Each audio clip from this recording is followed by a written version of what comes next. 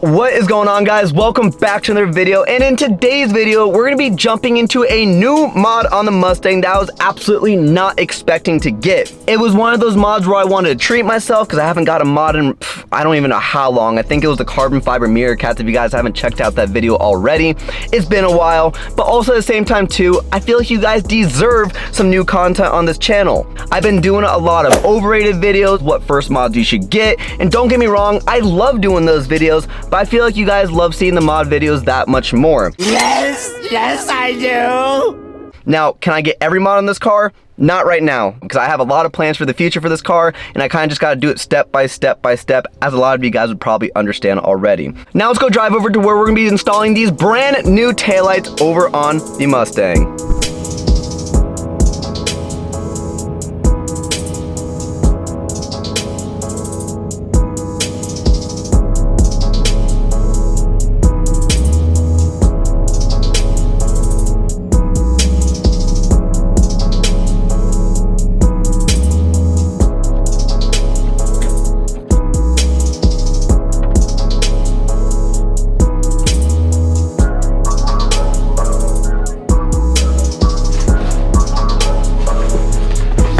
I'm excited, boys.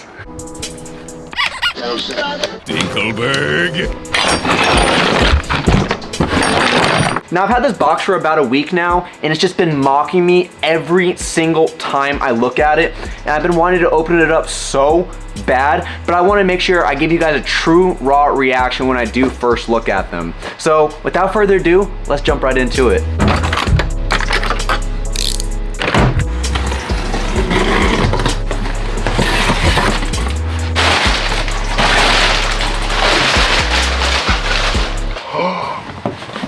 Another box.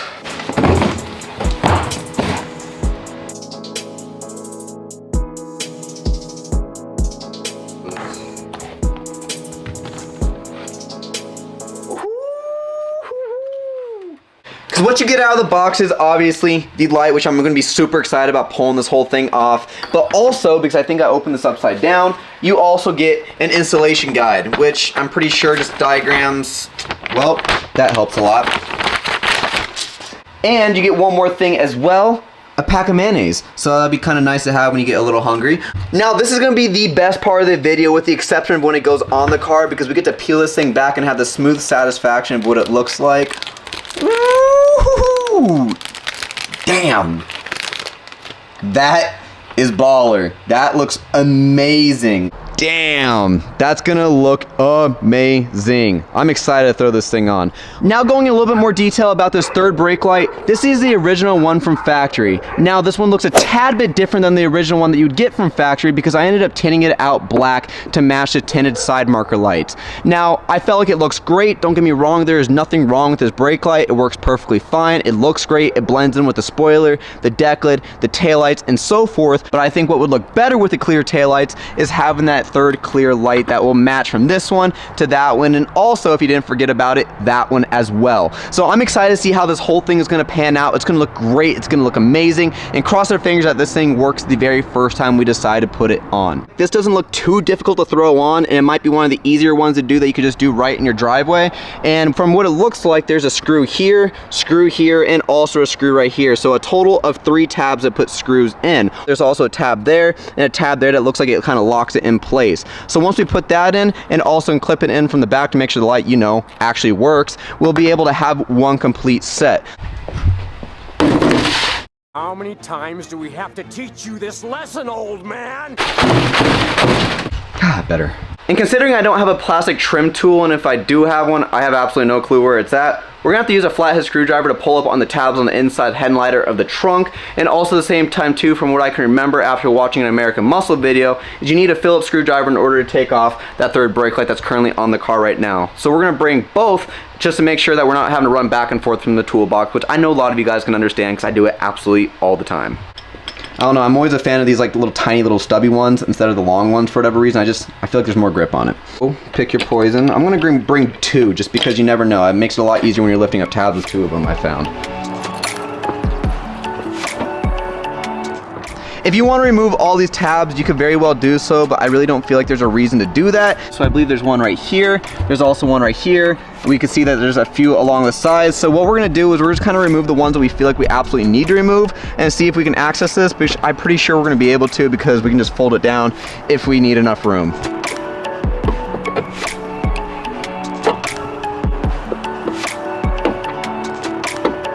So we just removed this tab, and these two tabs up top, pull this down, and it should access everything you need right here. There's a little screw right here that you're gonna have to remove right there, one right here, and also right there.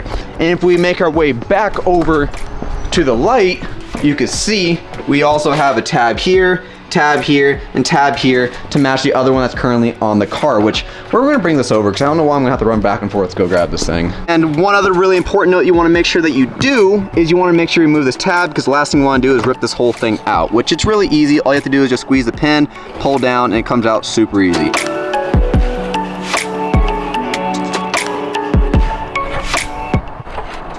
Bada bing, bada boom, baby. Look at, ooh, that thing's nasty. And let's just make extra sure the lights do actually work. So what I'm gonna do is I'm gonna prop this up right here. I'm gonna keep the camera on. And so once I turn on the car, I hit the brake light, I can rewatch the camera footage and know that these lights are working. I'll be honest, this was probably one of the easier installs I think I've really ever done. I want to say that the easiest one might have been the carbon fiber mirror caps, but if you even really want to consider that like a hard mod to do, it really wasn't. It was very self-explanatory. But this, on the other hand, should just fit in nice and smoothly.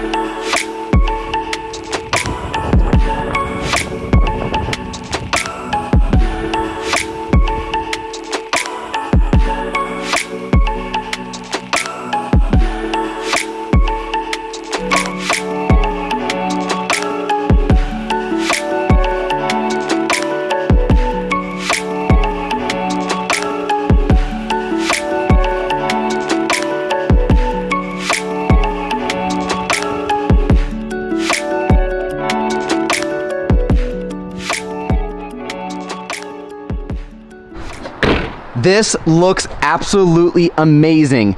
I'm so used to seeing this blacked out tinted spot to a point where it just hides itself with the Decklid, the spoiler, and the taillights and so forth. And it flows, again, very well with these clear style taillights. Now, I'll have to admit, I'm not used to seeing this clear little reflection right here, which is perfectly okay. I'll get used to it as time goes on. But right now, it seems a little weird. As I continue to look at this more and more and more, I'm gonna be happy I made this decision.